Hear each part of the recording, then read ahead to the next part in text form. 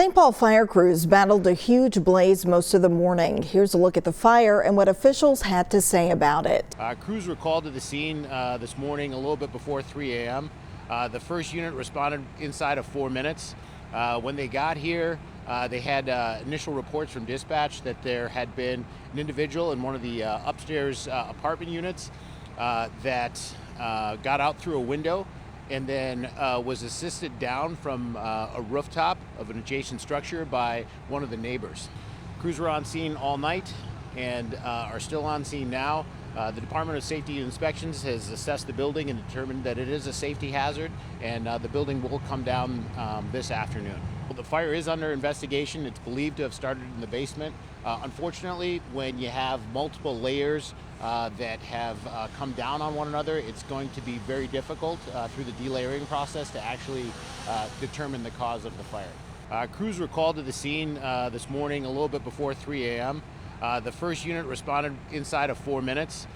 When they got here, they had initial reports from dispatch that there had been an individual in one of the upstairs apartment units that got out through a window and then was assisted down from a rooftop of an adjacent structure by one of the neighbors. Crews got here, quickly turned to fire operations. They went interior, did primary searches on all floors, which were negative. They did find fire in the basement that it had extended up into other floors. Firefighting operations in the basement were difficult. During that time, the conditions changed inside of the building, and the decision was made to go from offensive to defensive. During that process, a firefighter had difficulty getting out, and a mayday was called.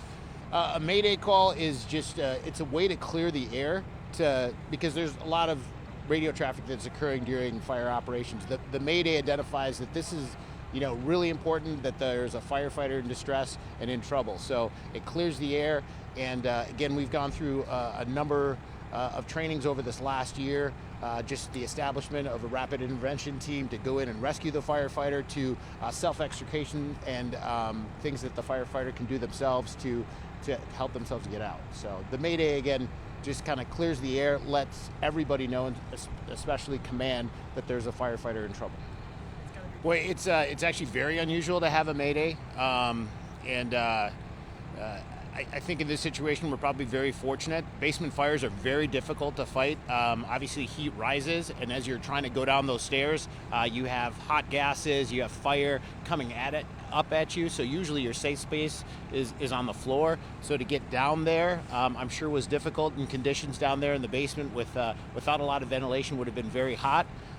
So to my understanding, the firefighters that were fighting the fire in the basement, because of the changing conditions, the difficulty they had with getting out was because some stuff had shifted, covering their hand lines and also closing the door behind them. So the firefighter who was having difficulty called a mayday, and two other firefighters that were in the general area, they all worked together to get out. I can say that over the last year, our department has had 36 hours of rapid intervention training, as well as self-extrication training for situations like this. So we're fortunate to have done that in this past year. I'm sure it played a part in these firefighters being able to get out. So we risk a lot to save a lot. In the situation, they made entry, and they had known that there had been an occupant. The primary search came back negative, but at the same time, there was an opportunity to save the building. So offensive fire operations started. When conditions change, the transition from offensive to defensive can be a little difficult. Air horns sound, there's a notification that goes over the radios, and then everybody is pulled out. And during that process, there's an accountability process that occurs, and so that's where it was identified that two of the individuals were not responding on their radio.